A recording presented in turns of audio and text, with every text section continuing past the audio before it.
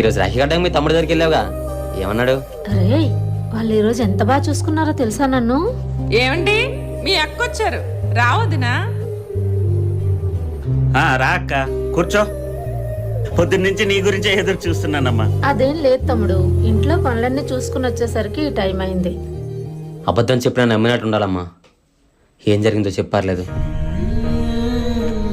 ఏంటో ఇలా వచ్చారు?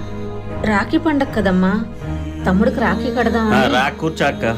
అయినా వాళ్ళ ఇంట్లో సోఫాలు అయ్యి ఉంటాయి ఏంటి? కిందే కూర్చుంటారు కదా, ఏం వదనా? మొన్న సారీ కొన్నాను కదే, అది అక్కకిచ్చే. ఇదిగో తీసుకోయమ్మా.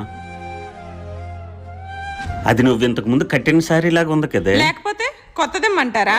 నమ్మలేని కలలు నిలిచే కనుల ముందే నీకు ఎన్నిసార్లు చెప్పినా తమ్ముడు అనుకుని పరిగెట్టుకుంటే